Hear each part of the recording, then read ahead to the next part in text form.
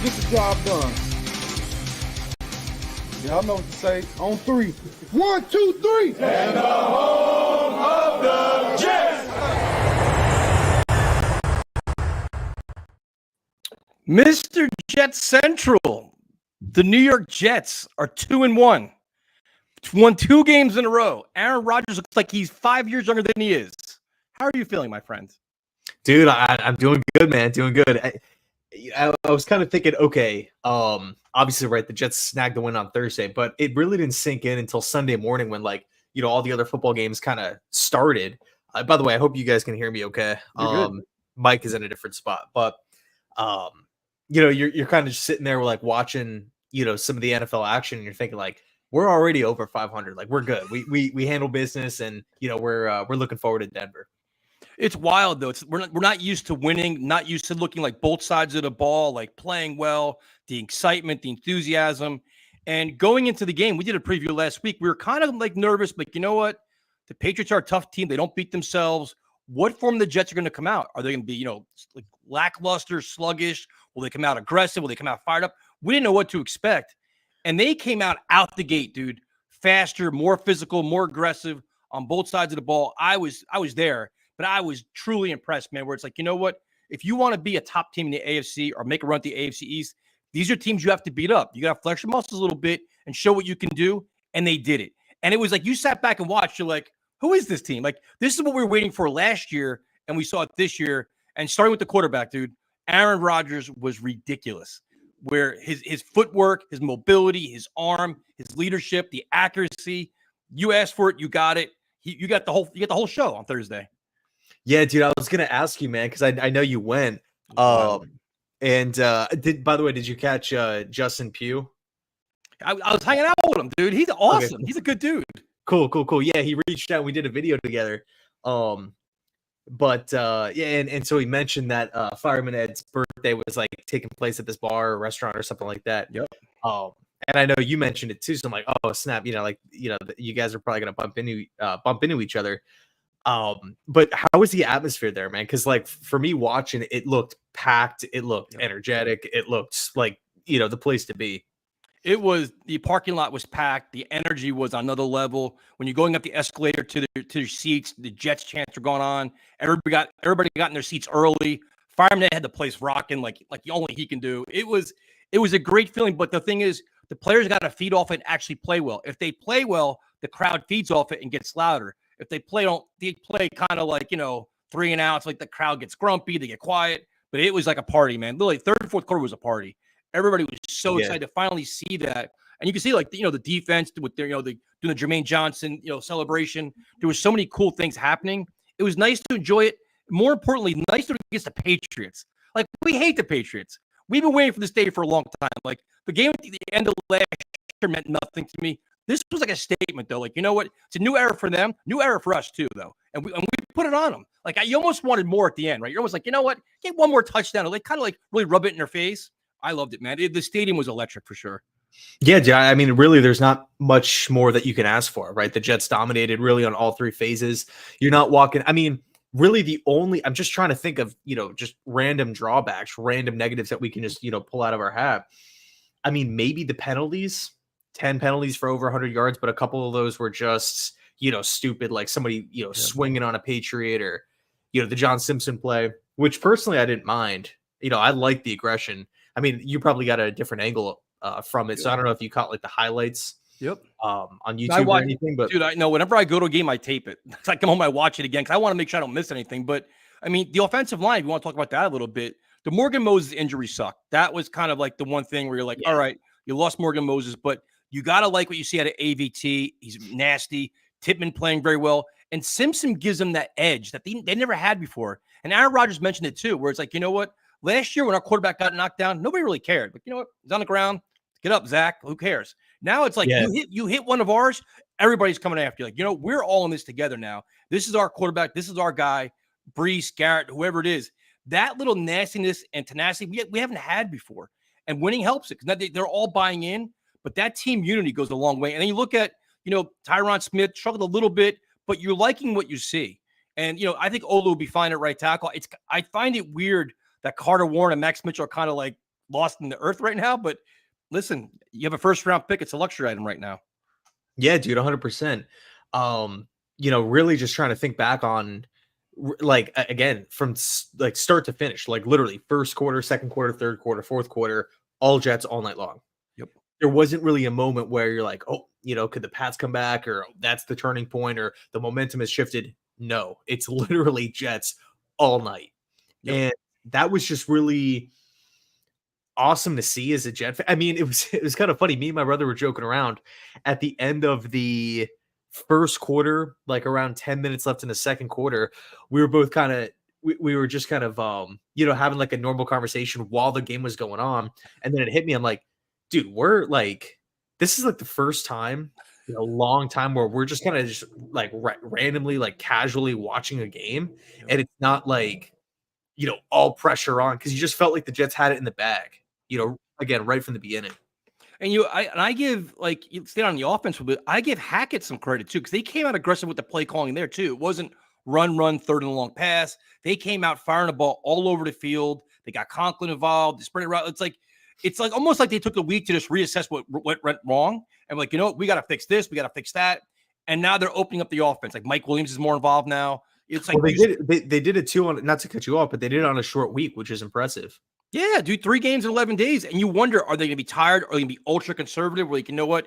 We don't think they're going to score a lot of points. We don't have to. They were literally throwing the ball downfield, and like, it was just fun to watch. And when you get everybody involved, they run their routes harder. You know what I mean? Like, you see, like, Mike Williams gets active, Garrett Wilson gets active, Conklin. The energy of everybody goes up. If you only feature one guy, he's into it, but everybody else kind of like, hey, man, give me a shot. Yeah. They're doing a really good job of spreading the ball around.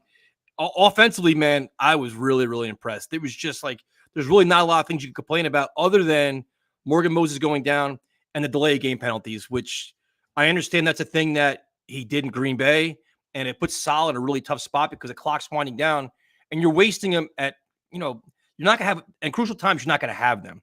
If you're down like 2 timeouts in the fourth quarter, going into the fourth quarter, not ideal, man. That makes me a little nervous, but hopefully you can fix that. Now, the question I have for you is, what do you attribute that to? Could that be the play call not coming in fast enough? Is it like, what can keep forcing this to happen 3 weeks in a row now? I think there's a lot of things, man. I mean, it could very well be that. We saw Hackett have a tough time with that in Denver. Yep. So and it's not just like a 1 week anomaly, because we saw this too against Tennessee. Yep. So, for me, I think it could be a multitude of things. Rust, all of these new, faces offensively with Mike Williams. And because, bro, a lot of these guys either didn't play in preseason or missed time in training camp. So for me, like, I don't want to just flat out give them a pass. Like, oh yeah, it's fine, we got the win, whatever. Because that's not going to fly against Buffalo. That's not going to fly against Pittsburgh. These other good teams, these well-coached teams that don't beat themselves. So I think it might be more of an issue if it continues happening, right? Like if we are in like a nail biter this week against Denver, and a part of that is because we're being flagged so much, or we've had to waste a couple timeouts in the third quarter, right? 4 or 5 minutes left in the third, we're down to 1 timeout, and now we don't have those at the end of the game. Yeah, it's going to be a massive talking point, but I think you can maybe argue, if you want to like double down on the positives, the Jets weren't perfect, and we still blew out the Patriots, who beat the Bengals and who took Seattle to overtime. I guess the jury's still out on Cincinnati, but 2, you would like to think, good teams. And granted, right, New England on the road, primetime, short week, rookie head coach, and also too, they were really beat up. But still, man, I don't want to downplay it. Just calling it like it is, right? The Jets should have won that game, but we did go out there, asserted their dominance, right? Multi-possession win, and we weren't perfect. We had, gave up 100 yards and penalties, wasting timeouts, Morgan Moses injury, and we still blew them out by multi. It was a breeze. So yeah, that's the whole thing. They left points on the field, obviously, which is good. But it's like you're seeing like Braylon Allen become a force, and the guy that's surprising everybody's Alan Lazard out of nowhere. Guy we wrote off. I want to trade in the offseason. I want him out of here. He's got 3 touchdowns, yards after the catch, becoming a leader on the wide receiving core, which is pretty wild. And the whole thing, you're doing all this, and Corley's not even getting involved yet. You figure you can add Corley in the mix, Isaiah Davis, Ruckert's getting involved. I wish Rucker be a little more. Gibson, Ruckert, hopefully blocking is a little bit better, but You're seeing what a very good quarterback can do. He opens everybody up, everybody involved. You become a dynamic offense. It's only going to get better. Like Mike Williams is going to get a lot more opportunities if Garrett Wilson will get doubled all the time. So you're really encouraged there, especially with Hackett. Defensively was interesting because you're like, all right, you're playing a banged up offensive line. I'm like, you wish they would just blitz. Like, just go after them and smack them around and be aggressive and end this, set the tone. And they did it. I'm like, you're watching, wait a minute. I'm like, did Quincy Williams just blitz? Michael Carter blitz? Like, these guys are coming, Chuck Clark. I'm like, who is this defense now?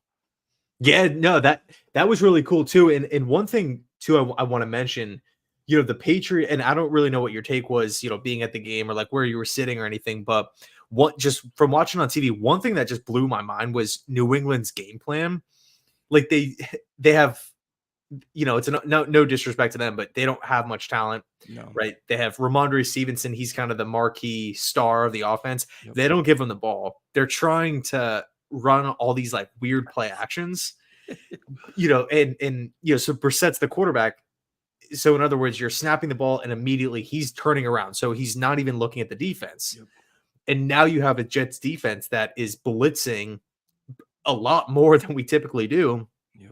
And, if you want to like scout the Jets, how does this team blitz? You can't really get a good feel because they don't really do that. Right. You know what I mean? So, from New England's standpoint, again, on a short week, you have your veteran quarterback that's been a backup for the majority of his career, turning around to a defense that is blitzing all the time, while at the same time not giving your best player the football.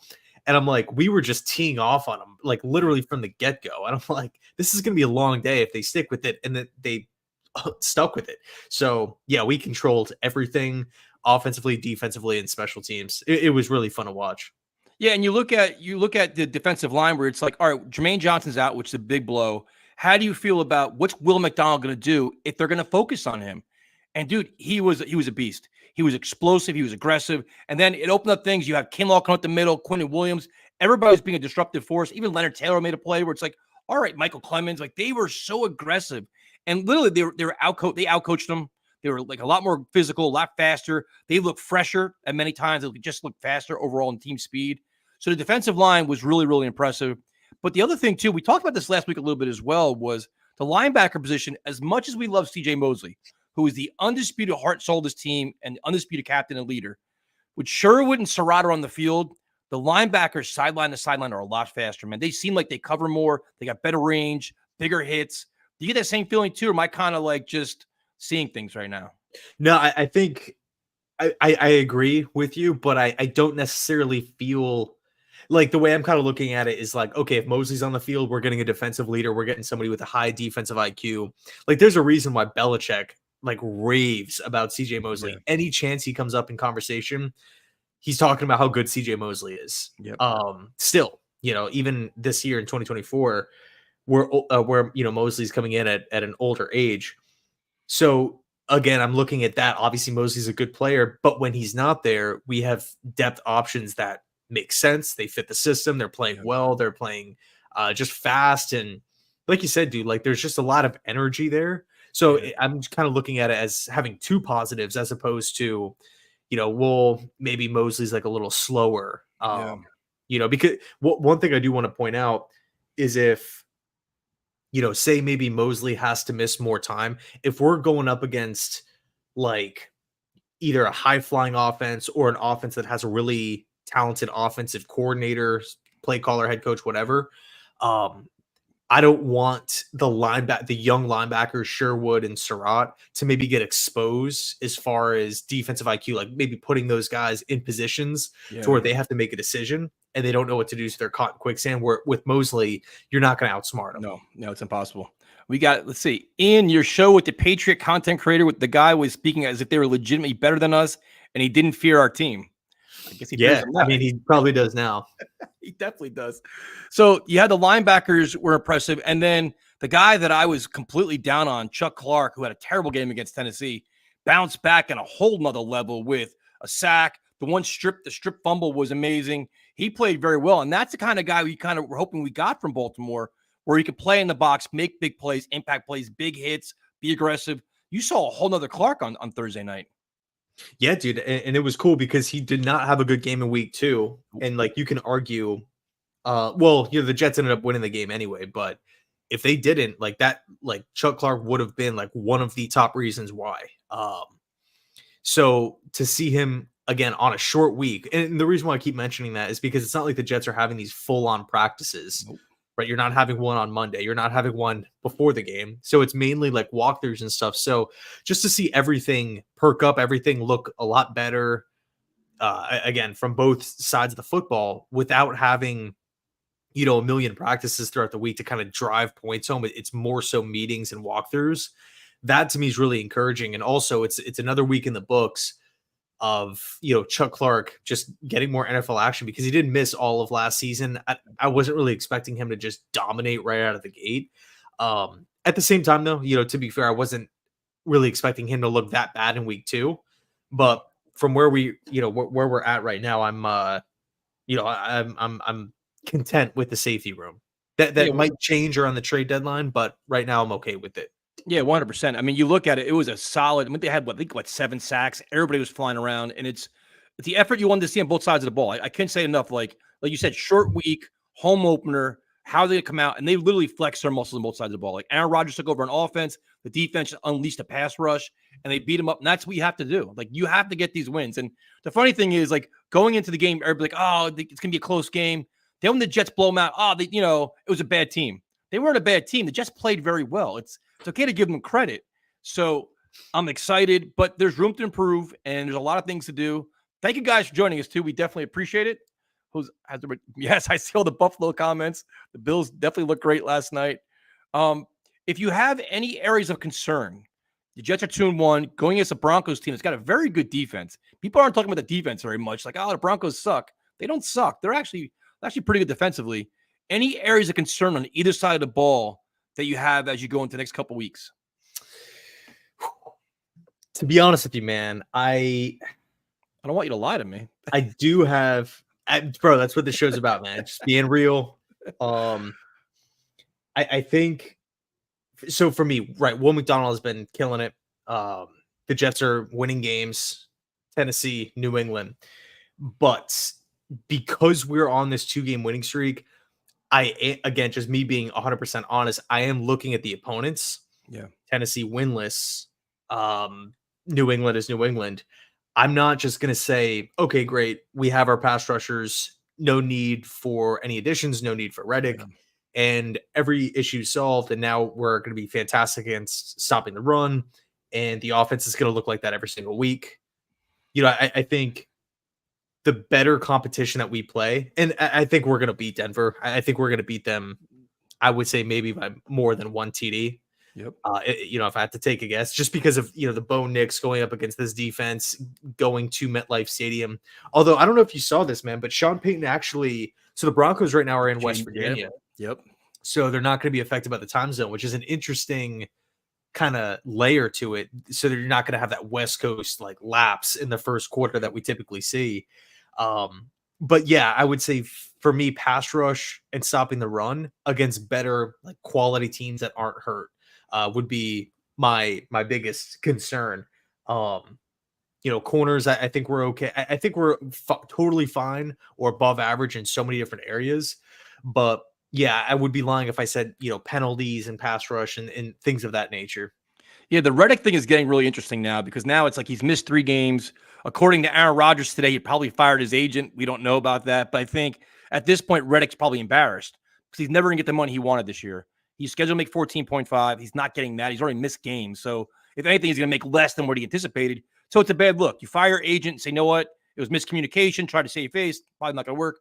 But the thing is now it's like, I'm with you. Like, you see what they have on defense, but when you face a better offensive line, a better coach team, better quarterback, if they take Will McDonald out of the game plan, then where's your pass rush going to come from? Like, where's your other explosive guy? You know what I mean? When you had Jermaine, Will McDonald, and hopefully Reddick, had 3 guys. Yeah. Now McKinley played better. I like McKinley a lot. He looks explosive, but I'm kind of where you're at, where at some point, if you're the Jets, you say, you know what?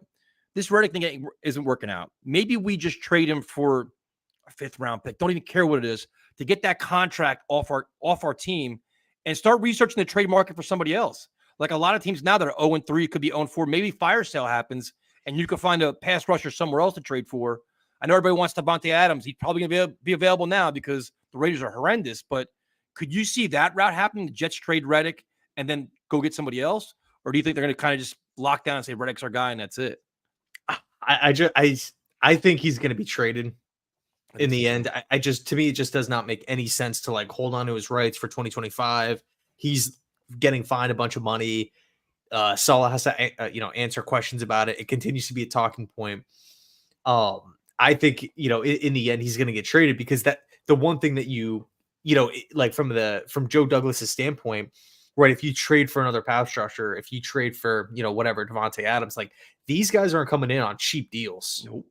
If Joe Douglas was, if he wanted a cheap contract, he would have signed Unique Ngakoue. He would have signed one of these free agents that would have came in on a minimum deal. Yep. So it's like, again, once the trade deadline rolls around, you're now in a position where you're having to give up another asset for somebody else because this thing has not worked out. But what happens if Reddick just randomly shows up and now all of a sudden the Jets aren't, he's not being fined and the Jets have to pay him? Yep, that's the problem. So, he's not getting any guaranteed money, but if he shows up, it's not like the Jets can say, all right, well, you're 14 mil, whatever, we're not going to do it. You know what I mean? So if that becomes solidified and Reddick is now there showing up and is kind of doing the hold in situation, now you have to account for the 14 mil. Yep. Which I actually, on second thought, I don't know if that number is going down by the week. Right? It has to, right? It's interesting. I'd have to kind of look into the details on that. But regardless, right, if Reddick shows up, let's just say Monday after the Broncos game or Tuesday to the Jets facility, and so he's not being fined anymore, what happens then? Because now the Jet, can we afford to bring in a Devante Adams? That's my point. It's like right now, it's like you almost can't make a move because he can show up tomorrow. Like, here I am. Now then he's there. Then you have to pay him, and now it's like, you got to manipulate your cap a little bit. So yeah, and also, sorry to keep going. Okay, no, you're good. No, I was just gonna say, man, the longer that this goes on, the less. Okay, say you're Arizona, say you're a team that needs a pass rusher, you like Reddick, he fits the system, whatever. You feel good about paying him an extension, right? Just put yourself in that hypothetical. If you're a part of another team, you would like to think that ideally it would be better to get him in week 4, week 5 compared to week 8, week 9, right? You're just more games that, 100%. That he could potentially play quicker, that he gets into your building, the quicker he's going to pick up the scheme and, get into football shape, start practicing with the guys. If Reddick just skips every single week up until the trade deadline and nobody knows what's going on and nobody knows what's happening with Reddick's agent, and it's just continuing to be a talking point, like, where is he? Does anybody have a clue? LOL Jets, whatever, like all the storylines and stuff. If you are a Cardinals, if you are a team that wants Reddick, first off, the value of Reddick is now going down because you're like, okay, well, we're only getting him for a half year, and now it's going to take him 2 weeks to get kind of on board at minimum, as well as maybe in that time frame, a pass rushing option does emerge on their team, and they're like, you know what, let's just keep our pick. Yep. So there's a lot of different things that play into effect, but I think Joe Douglas has to make a decision. We're either signing him and giving him what he wants, which is probably unlikely, or trading him. Trade him. To me, I'm in the trade point now. I'm like, at some point, you admit a mistake or cut your losses. Or not cut, but like, you know what? We thought it was going to work out. It didn't. Now it's like a distraction. Now it's like you come here, you got to take 2 more weeks to get in shape, learn their defense, learn all this stuff. It's like, is it really worth it at this point? And he's not going to be happy. He's not going to get the money he wants. There's no way he's getting the money he wants out at this point. He's not. He's lost money. Like, he's probably hoping for 20-something million a year. He may barely make what he was supposed to get at this point. So, but the problem is, it's like, and that's me being angry, but like, you know what, get rid of him, try to find somebody else. But in the meantime, recognize we still need a pass rusher. We do, because you watched Buffalo play last night. You see the top level teams, pass rush is prominent. It's paramount to have it, or you're not going to win games. You need closers. So it's a tough situation. I saw a lot of comments too, where the pass rush is concerning. What are your thoughts on the coaching staff? Now, nobody's been harder than me on this coaching staff. I mean, people think I'm way too negative. I'm not Saleh's big a supporter, and Hackett don't like him all that much. But honestly, I was impressed by this game where they were aggressive on both sides of the ball, and they were adjusting, which they never did before. They never really changed their game plans too much. They legitimately went out of their norm to go out and win this game, which made me kind of encouraged. But then you're facing a guy like Sean Payton this weekend where you're like, all right, X's and O's, where does this staff match up against theirs? Like, how would you handle, like, where would you give the advantage there? So real quick, before we move on to that, I do kind of want to just keep talking about the pass rushers just for, another second.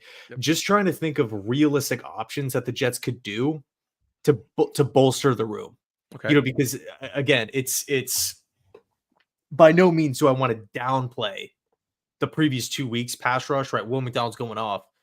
But like last year, the Titans had the worst offensive line of football. And there's, a growing process that needs to take place. But by the way, I don't know if you caught this, but the Patriots starting left tackle was Olu's teammate in Penn State. Olu was the left tackle. This guy was the right tackle. It's kind of crazy how things work out like that. But the Pats offensive line was absolutely atrocious. So I don't want to just move forward saying, yeah, everything's good. Our guys are going to win every single time. We're going to dominate like we have been every week. And even if the offensive lines are, some of the better ones in football, we're just going to be going into the game thinking, all right, well, that's, we have our guys. So if Reddick is not the answer, where else could you possibly go if there's no urgency on the free agent market? Unless maybe Joe Douglas is kind of waiting to see, like, does he need one more bad game for the pass rushers for him to make a move? Because right now, before signing Jalen Mills and Connor McGovern, the Jets were right around $6 to $7 million in cap space. So that number's coming down at least a little bit. So, you can't, unless you dump a player somehow, dump money or restructure a deal, you can't go out and get like a Harold Landry from Tennessee. You start looking for teams that are 0-3, they go 0-4, and there's like players that are disgruntled, and like you saw Antonio Pierce with his comments with the Raiders, like, we got to make decisions here. Like, he's not happy. Like, it could be a personnel decision. Like, teams like that, you almost take advantage of. Like, you know what? They're going to make their power bold cut or trade. Let's take advantage of that. So you kind of do it. But the cap space is that's where the Reddick thing comes in. It's like, you got to kind of finagle the cap space, but I'd be aggressive. Like, this is an all-in win now year where you just saw last night how good the Buffalo Bills are. If you want to win the AFC East, this defense has to be better. How do you make it better? Another pass rusher. Whether that's getting Reddick in the building somehow by a miracle or letting him get out of here and bring somebody else in. But I think you'll see players come available, man, because now more than ever, the NFL trade deadline is more busier now. Teams make decisions. They want to cut, they'll cut the veteran guy, have the young guy play, a draft pick, whatever else. I think there'll be opportunities for it. Yeah, so I'm looking at the comments. So Junior, yeah, dude, Will McDonald, he's looked really, really good. But Hendrickson, man, from Armin, up today. Dude, so I don't know if you remember, man, but the Jets opted for Carl Lawson over Hendrickson back a couple years ago when Hendrickson was leaving the Saints.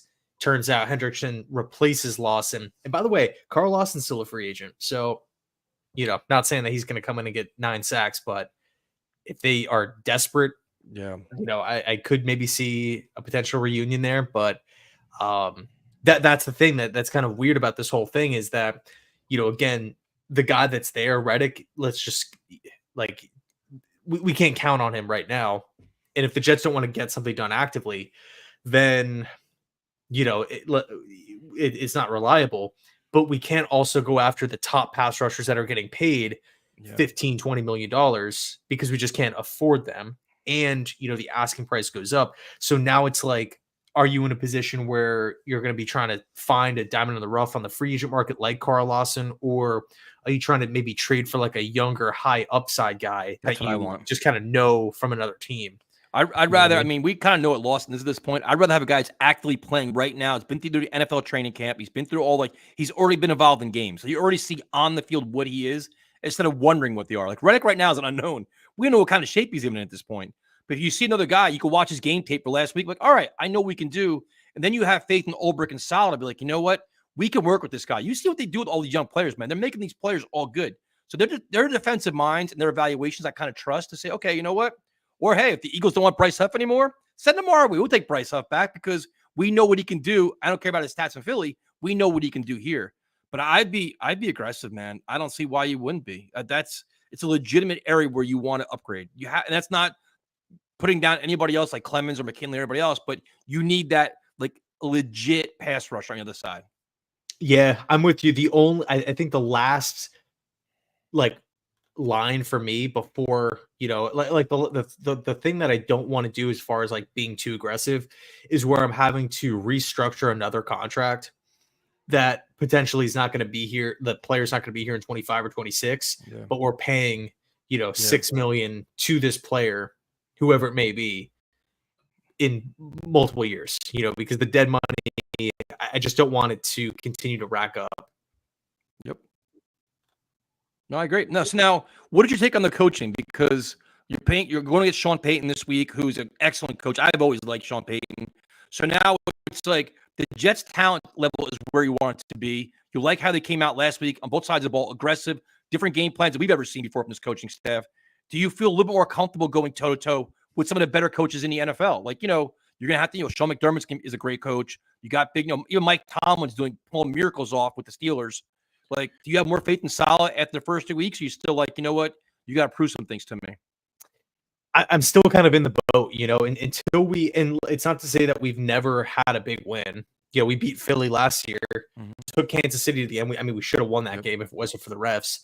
We've beaten the Buffalo Bills, but this season it does feel a little bit different. This is like make or break, like no more excuses. This is the roster that has like millions upon hundreds of millions of dollars have been spent. 8 first-round draft picks since Douglas has been, has taken over. And, keep in mind, year 4 for Saleh, year 5 for Douglas. 5, yep. These, like, you're looking at other teams around the league. Like, they turn it around quick, like Houston and, there's a bunch of different examples of this. We're on year 5 of Douglas, year 4 of Saleh. We need to be able to go in to play the Pittsburgh Steelers mid-year, to play the Buffalo Bills. We cannot just be selling ourselves short. Like, there needs to be the expectation of, we can literally beat any team in football. You know what I mean? That's my take on it. So until I feel as though we can go out there and stomp a good team, and it's just another day at the office, until I see that, I'm still going to be I'm going to have my doubts. Now, that's just me, though. I'm not saying I'm right. That's just my personal opinion. Does Mosley start on Sunday if he's cleared to play, or do they continue to roll with Sherwood? I think if he's ready to play, he at least starts, but maybe not as many reps as usual. Maybe you bring in Sherwood on third down, or they kind of platoon him more. What do you think? I agree. Yeah, 100%. Okay, there's another good one too. Do you feel like MetLife is slowly turning into a home field advantage, or does it have progress to make? I hate it, but I think it's better home field advantage when they actually play well and win games. That's the most important thing.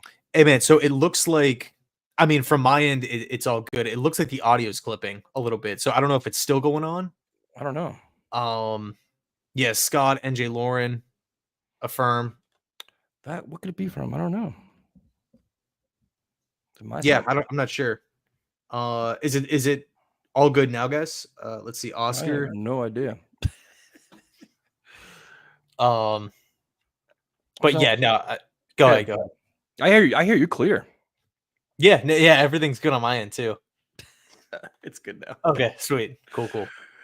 Yeah, but MetLife Stadium now is just, when the Jets play well, it's rocking. It's loud. The fans are into it. But when they come out and they're playing sluggish and slow and losing and 3 and outs, the crowd gets pissed off. They get quiet. So they can make it a home field advantage if they keep winning and playing well. But Aaron Rodgers had that place incredible. It was rocking. But listen, Jet fans are ready, man. They've been ready for a decade to roar for this team. So it's just a matter of time to keep playing well.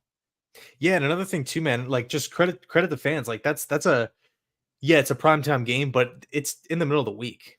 People have school, people have work the next morning. Imagine what this place is going to look like on Sundays. A 1 o'clock game. The Jets are, they got 10 wins at the end of the year, 11 wins, and we're, fighting for. We get the Bills later on. I know it's in Buffalo later on in the year, which I might actually go to that game. Still working on some things. Yeah. So my girlfriend's dad is going and invited me and my brother. Obviously they're all Bills people. So we'll see what happens there. But Yeah, of course, man. Like that'll be crazy, especially if New York. See, I'm a big fan of away, like road wins. Mm-hmm. Like I don't know if you remember back in the Rex Ryan days, Yeah. they had the nickname like the Road Warriors because they won all these, road playoff games in Cincy, in all these different spots, right? Indianapolis, San Diego. I love the road wins, man. Like the road upsets. That's freaking sweet. I've actually never seen like a massive Jets W in MetLife outside of one like Thursday night game, but it was like the last year of Todd Bowles. Yeah, I've seen them all over the place, but I mean, it's just, I mean, road games are fun because there's a lot of Jet fans there. You walk out of the stadium, you're all excited. But now, so they play the Broncos this Sunday, a 1:00 game finally, which is nice at home. The Broncos are good, man. I like their defense is good, good coach, rookie quarterback that played very well last week, no turnovers. He looked like he played the part. He's got a huge arm. What is your evaluation? So I guess the Broncos offense, we know who Cortland Sutton is, the running backs. Like, what is your take on the Broncos offense? I think for me, it's kind of, I think it's a testament to Bo Nix. The fact that he's coming in as a first round quarter. I mean, Sean Payton's system is literally one of the most complex in football. Yeah. Like the quarterback has to be responsible for so many things, and from the reports and everything that we've heard so far, it doesn't sound like Sean Payton is holding back. It does not sound like he's dumbing things down to play Nix. It sounds like Nix went out and beat Zach Wilson and Jarrett Stidham out of the starting quarterback job, and he kind of snatched it and said, no, this is my team. So I think, if you're in a position like that, again, just trying to put myself in the shoes of Bo Nix, not only are you just a rookie and you're seeing new defenses for the first time, and not to mention it's not like Denver is, stacked with tons of talent everywhere. Mm-mm. Like they were picking, in the first half of the first round for a reason. I think it's kind of a combination of the offensive struggles are really a combination of Bo Nix trying to, get adjusted, like just being a rookie quarterback in football, while at the same time trying to learn and adjust and play well in, again, one of the hardest offensive systems that there is. So, I got to be honest, if I was a Broncos fan, I'd be pretty encouraged. Like you look at Bo Nix's numbers, it's not like 0 TDs to 4 picks. Like it doesn't look great, just looking at the numbers, but you watch him play and it's like quick release. The ball zips out of his hands. He can move around. He gets outside the pocket well. I actually thought that Tampa was going to just manhandle Denver. So did I. Todd Bowles' defense against a rookie quarterback, a winless Broncos team where Nix continues to throw picks. Bro, that was not the case, man. Like that was actually the game that I caught the majority of, on Sunday because the Jets weren't playing. Like Bo Nix, man, like he did a lot of really, really good things. He hurt Todd Bowles' defense on the ground. It's not going to be a cakewalk, but I still feel like the Jets should handle it. Yeah, I think so too. I mean, you kind of have faith the Jets defense kind of fooling the young quarterback. You take Cortland Sutton out of the game plan. They really haven't run the ball that well, so it's like they're basically a passing attack, which kind of favors the Jets as long as they get some pass rush. Now on defense, the Broncos defense doesn't give up a lot of points, man. I know they played the Steelers, but last week completely shocked me. I thought the Buccaneers were going to kick their ass, and they didn't at all. They got completely stifled. So for 3 weeks in a row, I guess the first week was Seattle, where week 1 they gave up some points, but their defense has been kind of stingy though. They got Surtain. Like they're a physical defense, man. Yeah, dude. I actually have some stats written down, like literally right here on this notebook. If I could go through them. So the Broncos are literally top 10 in yards allowed. They're top 10 on third in all defense, by the way. Yep. Yards allowed, third downs, touchdowns allowed. They're allowing 15 points per game, which is pretty good. They're top 10 in literally every major like defensive statistic. And really the problem is offense. I mean, like you said, dude, like it's kind of the opposite. On offense, they're literally low to mid 20s in every yards allowed and points per play and points per game, yards per play, all these different things. They're towards the bottom of the league, but they're 30th in red zone efficiency. With the Jets on defense, they're actually 4th in overall like red zone success rate. So that is a massive matchup right there. Like if Denver gets into the red zone, it's not looking too good. So I think to me, it's really going to come down to touchdowns versus field goals from the Jets side of it. Like they gotta, New York has to get in for 6. Do you see them sticking with the pass to set up the run kind of thing again, where like they came out passing that opened up like Braylon Allen up the middle, and they had the screen plays, the Brees Hall. Do you think they stick with that as their approach going forward? Because it seems like when the teams know they're going to run the ball, they kind of struggle a little bit. And the passing game opens it up for them. I think so, man. To me, it's like you don't like. I'm not gonna try to fix something that isn't broken. That was obviously just going crazy last week. And I think another thing that helped too is because Rodgers was just getting the football out of his hands so quick, he wasn't getting hit. Nope. Which is good, obviously. This is a great comment. This is a game in the past the Jets would lose. Let's see if the culture is changing. And that's true because they've won 2 in a row, coming off a mini bye week. The entire world is praising them. Great team, win the AFC East, talking Super Bowl, all kinds of craziness.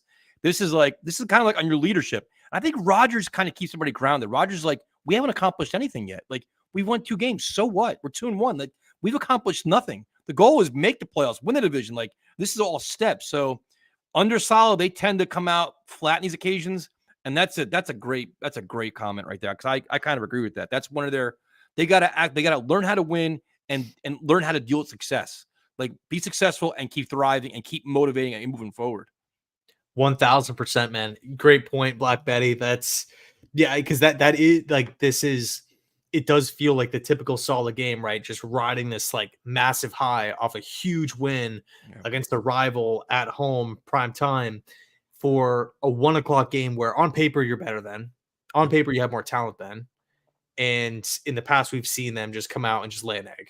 So will that change? I think so. I think coming out, playing at home too in front of the hometown fans, sold out game, place can be crazy. That's going to help as well. But it's a good test. It's a good test on so many different levels.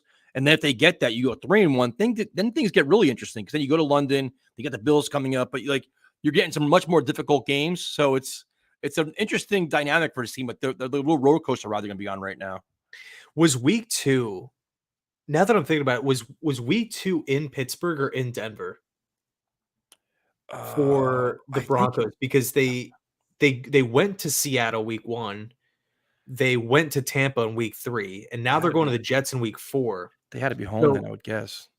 Yeah, because I highly, highly doubt that they would have 4 straight road games to start the year off. But still, man, that's pretty tough for them. Just thinking about it, because it's if they're like a mountain time zone team, they're going out to Seattle, then out to the East Coast 2 times, which is probably why keep wanting to say Sean McVay. Sean Payton is keeping him out in West Virginia.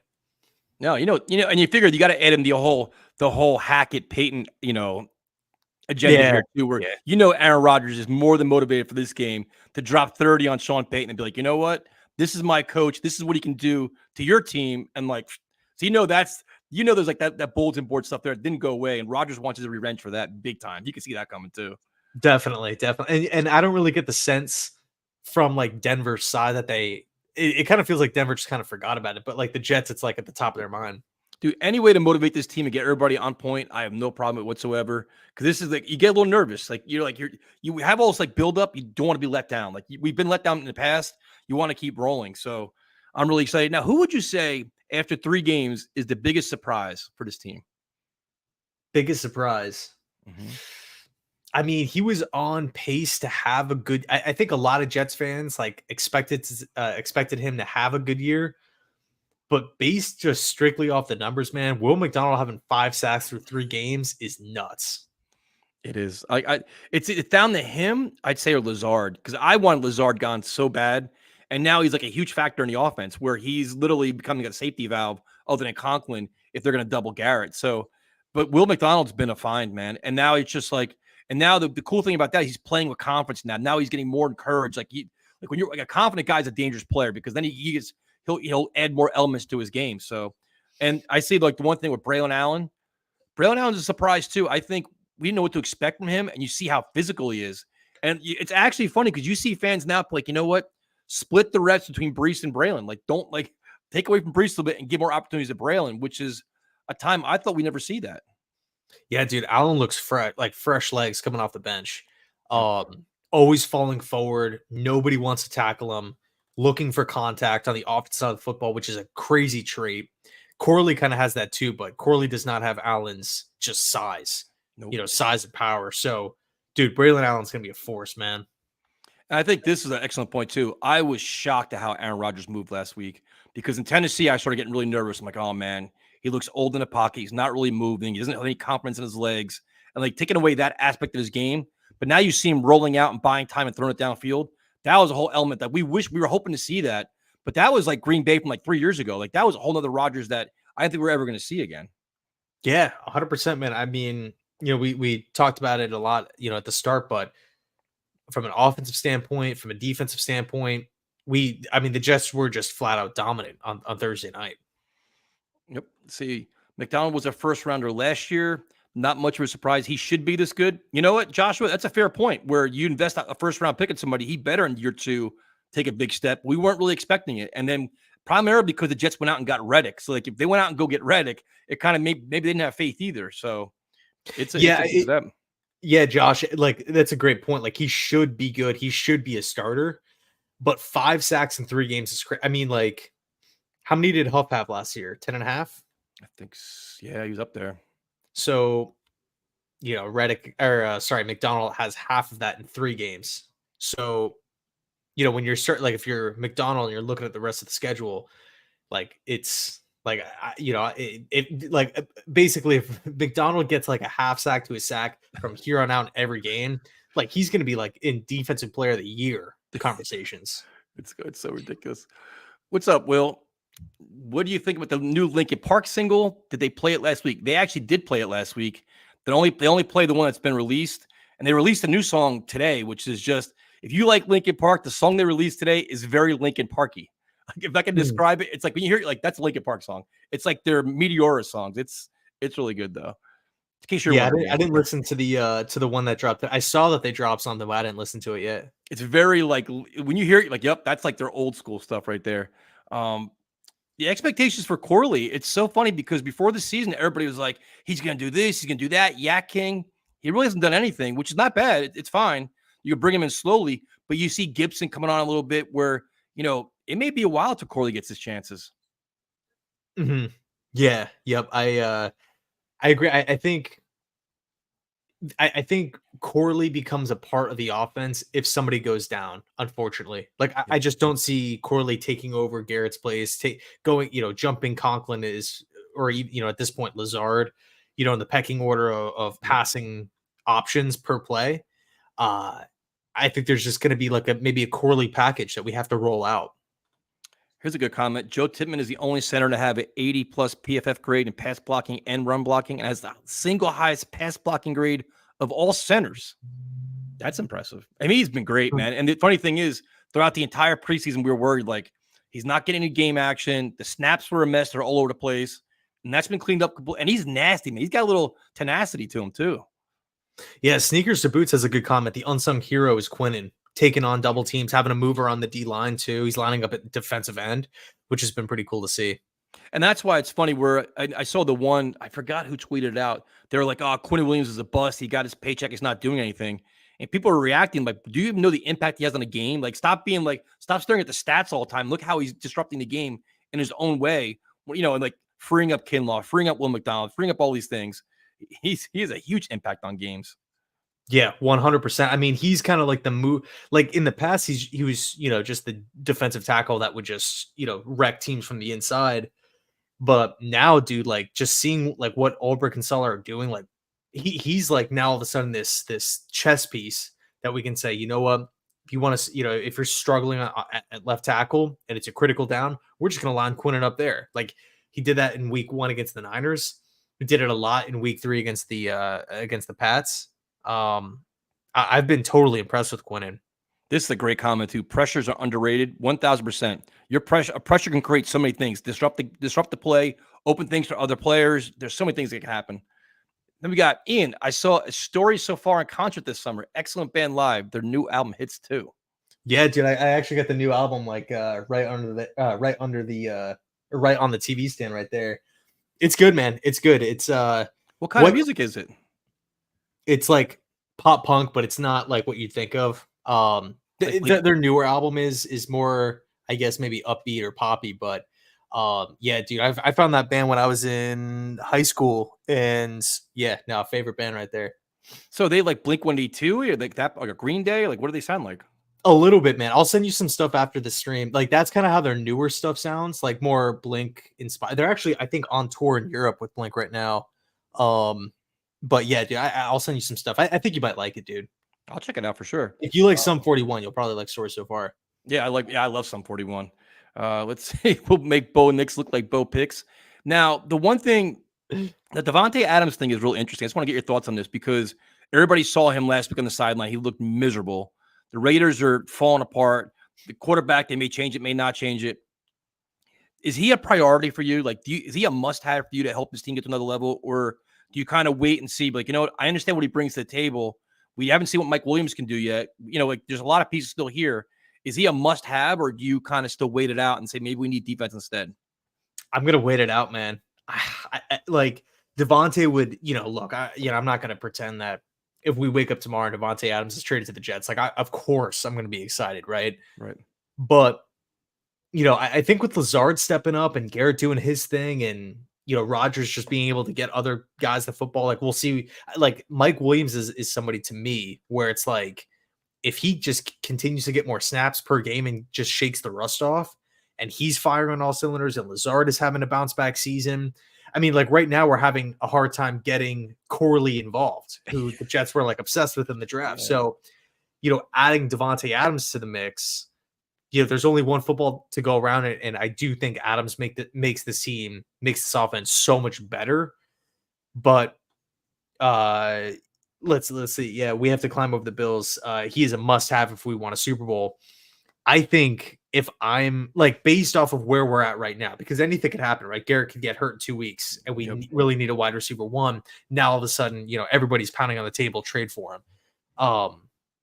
But as we stand right now, like if it's this same Jets team, just week 8, week 9, when the trade deadline rolls around, I think adding a defensive playmaker. I mean, on one hand, it sucks because that playmaker should be Reddick, but it's not.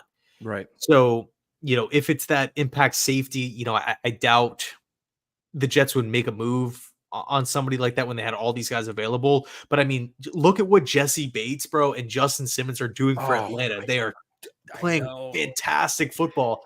They're literally like they beat the Philadelphia, like they sealed that Eagles victory because of good safety play. And they were in it with the Chiefs because of safety play. Jesse Bates is freaking dominant so far. And I understand it, right? Supposedly, according to like the Jets reporters, like they don't value the safety position or something. But I really feel as though, if we have, and I don't want to get too greedy here, but if we have like a potential Pro Bowl, all pro player at safety, this defense is going to be no joke. And also, pass rusher, if we could afford like a Harold Landry, trying to think of like, plucking somebody off of a bad team. Josh Allen just re-signed for Jacksonville. Yeah. But you got to imagine Jacksonville might, a lot of these teams, man, like they have good pass rushers that have lost a lot of games, but it's still so early. Jacksonville's a team to watch, man. Jacksonville is definitely a team to watch because that owner's pissed. He's not going to tolerate a lot of stuff, and they may start, cutting ties with players like certain teams like Raiders, Jaguars. You watch teams like that. I think the Bengals, they still have Joe. I don't know. I think the Bengals will still bounce back, but it's going to be interesting. Another bad loss. Some of these teams, they're going to start cutting ties with players, and the Jets got to pounce. It's there's a good comment here. Devante for our 2 third-round picks next year. I'm pulling the trigger. Oof. So like the thing is too, the one thing with Devante is the contract. That's the problem. Like, yeah, you can say the Raiders will take some, but if the Raiders take some, they're going to want more in return. You know what I mean? Let me actually pull up the exact numbers, but Devante, he's on a pretty sizable deal. It's funny how Trevor Lawrence is getting destroyed now, how he sucks. He's this, he's that. I think you give Trevor Lawrence a better coaching staff, he may be a little bit better than people are saying. Kind of get resurrected like Sam Darnold, but I don't think Trevor Lawrence blows though. All right, dude. So, man, okay. So here's the Devante Adams contract. All right. So this season he's a $25.3 million cap hit. Mm-hmm. In 2025, he is a $44 million cap hit. Oof. But there's an out, like a potential out after 2025, where he's just a $15.7 million dead cap hit. but I mean, you got to imagine if the Jets trade for Devante Adams, they're not going to be cutting him a year from the point of the trade. You know what I mean? 2026, $44 million cap hit as well. So essentially after 2025, at the start of 2025, it's a 3-year deal worth 60. That can't be right. 67.7 mil, $15.7 million cap hit. Bottom line is he's a $25 million or a little bit over 25 mil this season, 44 mil in 2025, 44 in 2026, and then he's he's an undrafted free or not undrafted, unrestricted free agent in 2027 at 35 years old. See, but the thing, the problem with that, and I'm not down against Devante Adams, but look at all the players the Jets have got to pay themselves. Garrett, Sauce, Brees, Jermaine Johnson, your offensive lineman, Tyron Smith and Morgan Moses on 1-year deals. The Jets have a lot of guys on 1-year deals. So while they may have ample cap space next year, can they actually endure this cap hit and pay everybody else too? There's some risk associated with that, man. That's a big contract. It is, yeah. But as let's see. Somebody just pointed it out. Trying to scroll back here in the chat. Yeah, Ryan S. Isn't Adams 2025 money not guaranteed? So actually, you know what? Real quick, let me just try to share my screen. I don't know if I can share it as a guest on StreamYard. Let me see. Try it. I'll have to give you access. I don't think you can. All right, is it working? No. Oh, right here it is. Hold on. Yeah. Okay, cool. So this is like the breakdown right here. So obviously we're in 2024, 32 years old, $25.3 million cap hit, $40 million dead cap hit. So that 15.7 mil, if the Raiders / Jets want to move on, that would be guaranteed. But he's a $44 million cap hit. I just don't see the Jets or Raiders cutting him, in 25 to, save the 30 mil. Like, to me, it's just like, if you're trading for Devante Adams, like you're trading for the contract. And I also don't see a situation where Adams would all of a sudden take less. No. Unless it's like a little bit, like to make some stuff work. But yeah. So that's kind of the breakdown here. And I think, too, it's like if that happens, you also want assurances from Rodgers he's going to play next year, too. Like, Rodgers is definitely got to be here next year because, you know what I mean? Like, if you're going to trade for Devante, he's got to be at least 2 years of Rodgers, right? Yeah, that's a good point. I mean, you could always argue, whoever is the starter, whether it's Tyrod, whether it's a first-round rookie, whether it's Jordan Travis, whoever, like, to have Garrett Wilson, Devante Adams, Corley, Gibson, all these guys. Now, of course, you have to factor Mike Williams on a 1-year deal. Conklin only has 1 year left. DJ Reed. Yeah, DJ Reed. I was kind of just going through offensive players like Tyron Smith 1 year, Morgan Moses 1 year. So there is some upkeep there that the Jets would have to do, but I'm kind of with Paul on this. This is a kind of a luxury we can't afford. We love to have him. You love the ability, but it's like the cost to get. Like, I don't care about the draft compensation. It's more about the price, the cap number this year, next year, and what it's going to prohibit you from doing. Where it's like I'd rather kind of bank on more on Mike Williams staying healthy and make a run with him. Hopefully, like Gibson and Lazard keep playing well. Corley gets more dynamic. You have the running backs. Hopefully, Conklin keeps emerging as a legitimate threat. But it's obviously it's a great name, but I don't think it's feasible, man. I just don't see it happening. And I know Aaron Rodgers wants to sell his soul for him, but it may just not happen. I mean, unless there's some sort of contract restructure, right? Aaron takes another pay cut, or Quinnen takes a restructure or something like. There's really not a ton. I don't think the Jets can do because of a lot of 1-year deals. Because all those 1-year deals, right? Tyron, Mike, Conklin, Moses, all those guys are on the opposite side of the football. Like you flip it over to the defense, it's DJ Reed, it's Fotu, it's Kinlaw, it's Reddick, Chuck Clark, Ashton Davis. Thankfully Michael Carter re-signed, but there's a lot of the Jets are projected to have a lot of cap space in next season, but we're gonna have a lot of holes once the season ends to fill all these 1-year deals, and then you got to throw on top of it, Gardner's probably going to be the highest paid corner at some point. Garrett's going to be a top paid wide receiver, probably not 1, 2 or 3, but he's going to be top 10. What's going to happen with Jermaine Johnson, Breece Hall? There's some questions, but the position that the Jets are in right now is short term. Yeah, 100%. So what is your prediction for Sunday? Jets, Broncos. Jets have won 2 in a row. 1:00 game, MetLife Stadium. Should be a zoo. Should be sold out. Should be wild. Like you said, Broncos are staying on the East Coast. Sean Payton's they're coming off a very good win against the Buccaneers. I think they're better than people think they are, especially defensively. I think they're going to be aggressive and come after it. But what's your prediction here? Do you think it's going to be 3 in a row for the Jets? I do. I think Jets 7-point spread, is it right now? 6.5 spread? Yeah, something like that. It was like 6.5, 7, something around that that number. But I think for me, wait, are we doing score predictions? You could, yeah, or just if you don't want to share it now, we'll save it for your video. You can do that. Just give me your feeling for the game. Yeah, no, I think for me, I'll do what I'll do 20-9 Jets. Woof. I just don't see, unless there's explosive plays over the top or busted coverage or something. I just don't see Denver like consistently being able to get into the end zone. Now, again, as we were talking about before, who knows how this team is going to look under Saleh, because we've seen Saleh drop these games and the team just looks horrible in these like random 1:00 coming off of a big win. We've seen this before, so it wouldn't really surprise me if the Jets just if it's maybe a closer game. But I think right now, if we see the same Jets that we did against New England against this Broncos team, I'm going to say 20-6 or 20-9. Yeah, we'll be streaming it, Random Man. Definitely streaming it. I have a lot of. I hate having confidence in this team. It makes me nervous because you get like PTSD. Like last time I felt like this, they lost. But I think the Aaron Rodgers revenge again, the kind of like sticking up for Hackett, and they want to kind of flex their muscles on Sean Payton and be like, you know what, a little revenge there.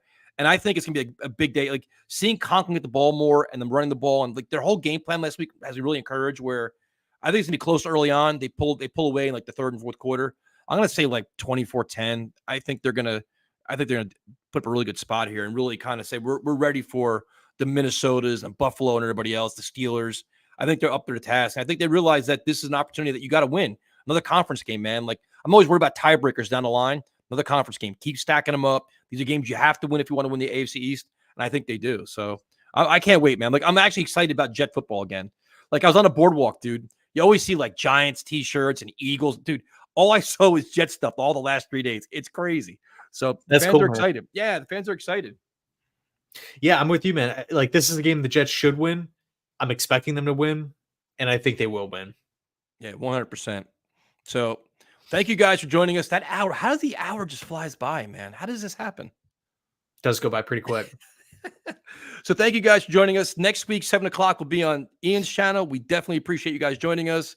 And go Jets, man. I can't wait. Another big win. This is fun talking to you about wins, man. I think all last year we were tortured dealing with all the losing, the anger. So we're having some fun now, finally. Well, another quick point before we head out. The Jets have had extra time to prepare for Denver. Like they should have been like Hackett, Saleh, Albrecht. They should have just watched that Bucs game from start to finish. Yeah, 100%. Yeah, I think a loss here would be a major disappointment. That'd be kind of a setback where you're like, all right, that's an old solid loss. Like that's the same old Jets that we don't like to see. We can't lose this game, man. Not must win or anything like that, but just for the culture and the vibe and everything. Like, cannot let a rookie quarterback come into your house when you've had extra time to prepare and beat you. Like that to me is just no excuse. Completely agree. With that being said, thank you guys for joining us. We'll talk to you next Tuesday.